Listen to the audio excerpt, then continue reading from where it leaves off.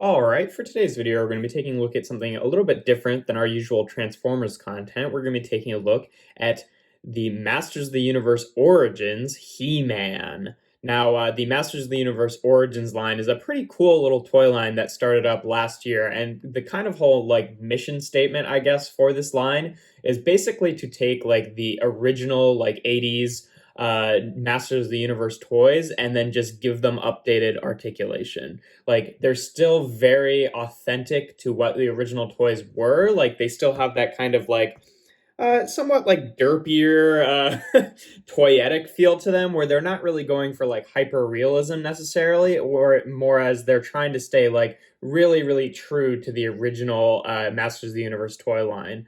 And yeah, I thought no better place to start than with He-Man himself. This guy originally released in Wave One, although if you're familiar with this line at all, you'll know that like He-Man and Skeletor are in pretty much like every single new wave. So if you're ever looking for these guys in Walmart or Target, like 90% of the time the shelves are just stocked almost exclusively with He-Man and Skeletor at any given moment. But yeah, no, it's a really good looking figure. Like I said, it's not really going for like the same thing as like the Masters of the Universe Classics line, where it's kind of like updated versions that, look a bit more accurate to like what they looked like in the cartoon and stuff like that. Like this is really trying to stay very toy accurate. So he has that kind of that tough guy barbarian face that the toy had, rather than a sort of like, I guess, nicer face that the He-Man from the cartoon had. But yeah, it's a pretty good articulated figure. Like it definitely maintains that sort of original He-Man action figure aesthetic, but he's got his head is on a ball joint here, and it's a pretty good range despite his silly haircut.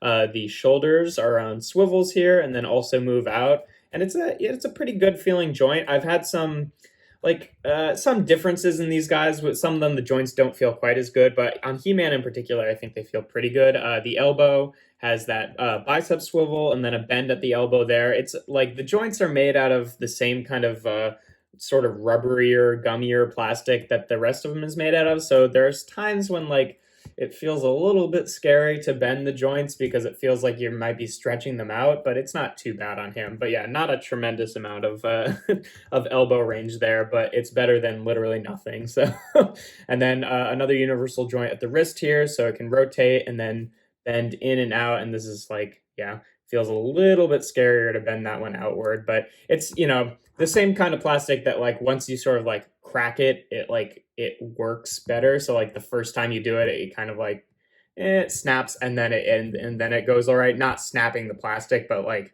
it was kind of gummed up next to each other, and then when you actually like snap it out of place, then it moves more freely. But yeah, waist swivel here works pretty well, and then his hips are on ball joints as well.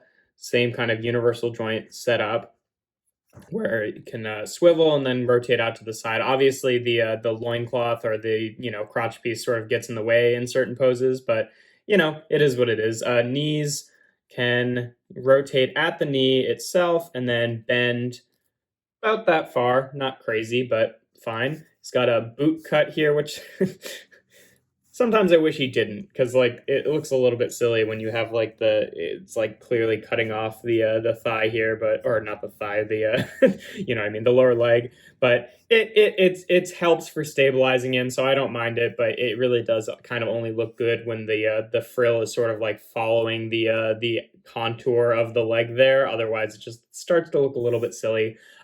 Feet are on again kind of universal joints where it can bend up and down and then also rotate, but because it's on like that pin that's rotating, it kind of rotates at a weird angle if you like have it in a specific way, because it's attached to the rotation part there. But yeah, that's pretty much all you're getting. Is not crazy posable or anything like that, but the original He-Man toys were just kind of like one solid pose, and then some of them had like little added bits of articulation. So it's nice to see him being able to strike any pose at all.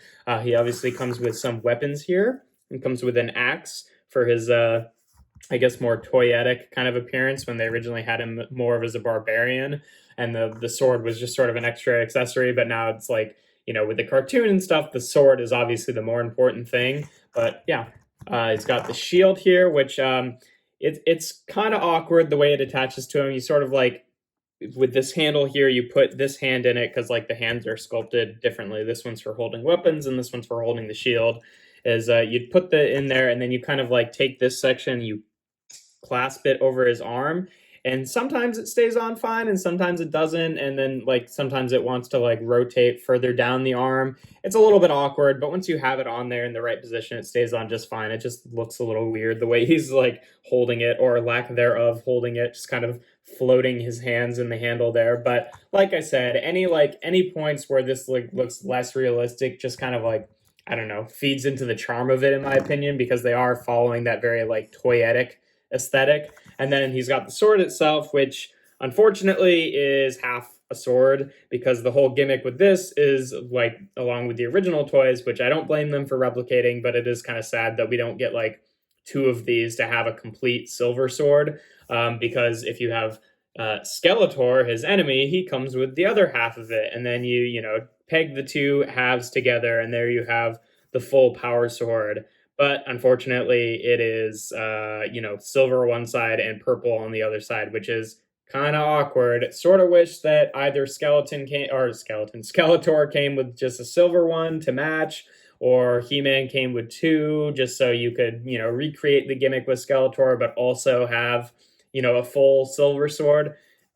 Not the worst thing in the world, but kind of bummed that we don't have like two silver versions.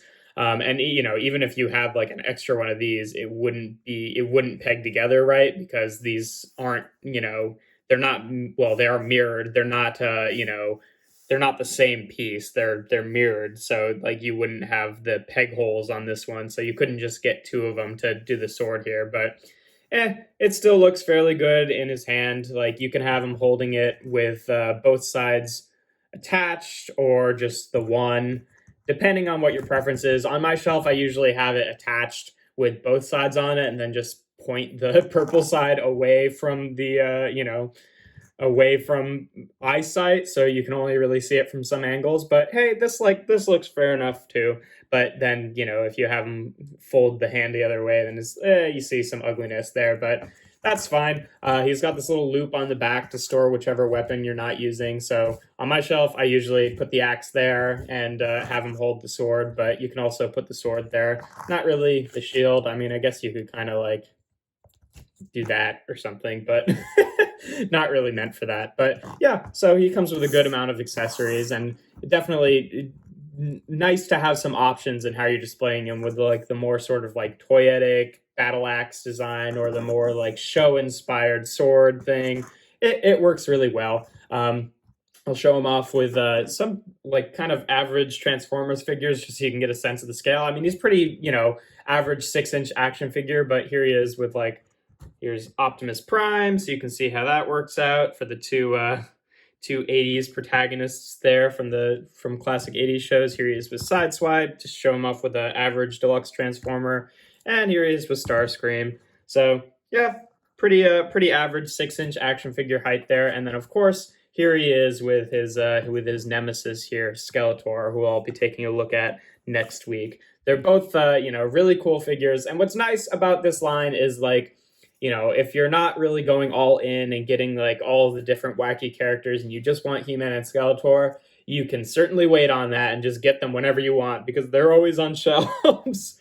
So definitely cool to have those two together. But yeah, he's you know, not my favorite design in the Masters of the Universe line, but hey, it's He-Man. If you're gonna get a Masters of the Universe collection, you have to have He-Man. And yeah, pretty good little figure. I was trying to see if, I think that you can take the harness off if you want, but you sort of would have to like finagle it around certain sections, but it does unclasp there. I just figured that was worth mentioning if for some reason you wanted a totally shirtless He-Man, and then you just peg it back in when you want to have it connected. But yeah, not really a whole lot more to say about it. Just like a nice basic toyetic action figure. It's a really nice line because, like, you know, I've been kind of interested in getting into Masters of the Universe for a while, but like the classics line is just so expensive and just kind of not worth it for me personally to have as my sort of like not my primary collection. You know, if that was all I was collecting, maybe, but I spend so much money on Transformers that like I can't really justify getting into like those action figures that just like cost a ton of money. So these guys are nice because they're only 15 bucks. Pretty, you know, standard action figures. It's nice to pick up a few of them. They're now cheaper than what Transformers are, with Transformers prices rising and rising. But and then, you know, they're accessible in a way that the original ones aren't, where like you'd really have to go on eBay now to like find original Masters of the Universe toys, and who knows what condition they're in. And some of the wackier, like funner characters are super expensive as well because like they're collector's items now. So it's really cool. I mean, you know, if you miss out on any of these guys that aren't like He-Man and Skeletor in the stores, then they do tend to go for pretty crazy prices on the aftermarket. But if you're able to find them, they're easy to pick up, and it's pretty nice. But yeah, not really much else to say about it. If you enjoy my videos, make sure to leave a like and consider subscribing. I do reviews, usually Transformer stuff, but starting to do some, you know, different stuff on Sundays. I do reviews every Tuesday, Thursday, and Sunday. So if you have anything you want me to review, I'll let you know if it's something that I have and I have interest in reviewing. And yeah, leave it in the comments. But without further ado, oops, here we have the Masters of the Universe Origins He-Man.